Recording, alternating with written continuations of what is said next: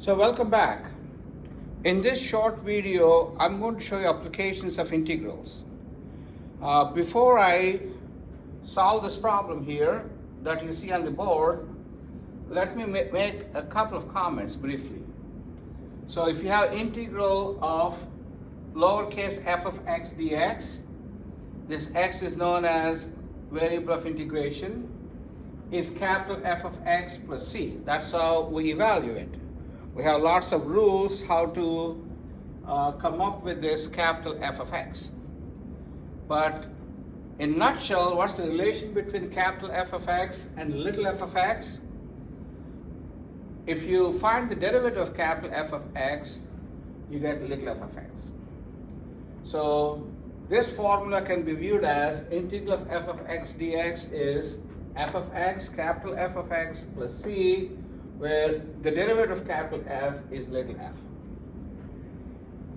If you rewrite that, so if you replace this f of x by f prime, that's the case here, it says integral of f prime of x dx is f of x plus a constant. So this is an interesting observation here.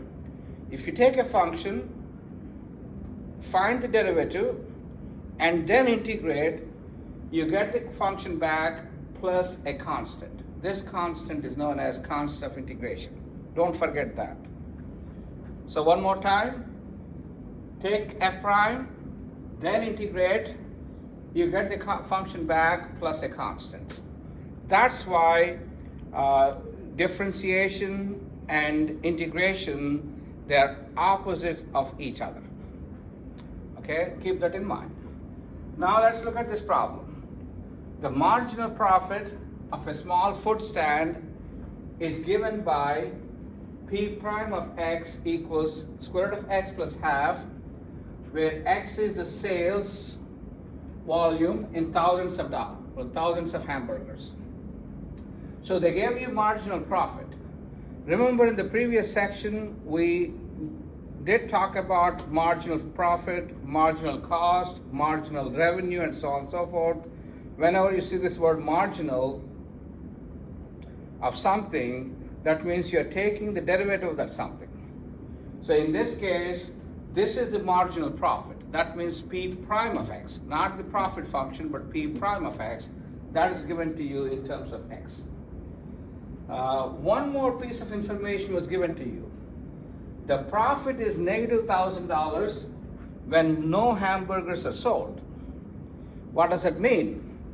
So if you don't sell any hamburgers, then the profit, there's a loss. Profit is negative 1,000. That means there's a loss of $1,000. So if you don't sell anything, you incur a loss of $1,000. That's what it means. And you have to use that. Now the question is, find the function p of x. So if you want to find the p of x, by this formula, you integrate p prime of x, and that should give you your profit and a constant. Px plus c is p prime of x dx, if I copy this formula. Now let's try to compute p prime. Okay, let's try to compute this integral. So I replace p prime by square root of x plus half dx. There are two terms here, so I can separate the integral. So it is square root of x dx plus half dx. It's one of those sum rules of integration. If you have sum of two functions, integrate each function separately. Now I could write this square root of x as x to the power of 1/2 dx. That's what square root of x is. And what's the integral of half? Integral of half is half x. Okay? I'm not putting a constant here because you already have a constant on the left side, and as I said several times, constant on one side is good enough. And also one constant is good enough even if you have multiple integrals. You don't have to write constant at each time you evaluate the integral. Put one constant at the end. So I really don't need a constant here. And now let's try to integrate x to the power of 1/2. X to the power of 1/2, I need to apply power rule for integration. So it is x to the power of 1/2 plus 1 divided by 1/2 plus 1. Plus you have half x. Okay? So 1/2 plus 1 is 3/2. So it's x to the power of 3/2. I need to divide by 3/2. Dividing by 3/2 is same as multiplying by 2/3.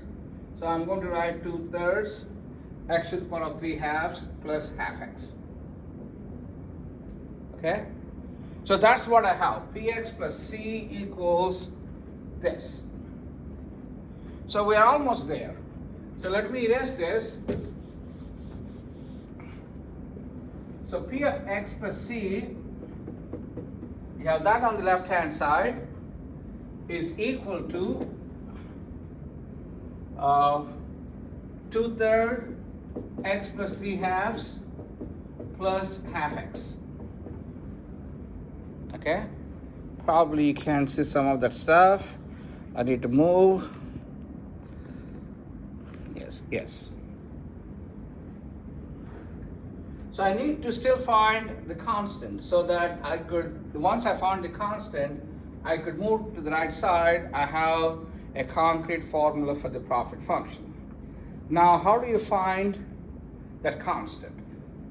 And whenever you have something like this, if you want to find a constant, you got to have additional piece of information to be able to solve for that c.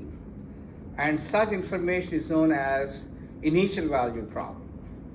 So here, where is that information, additional piece of information to compute that value c?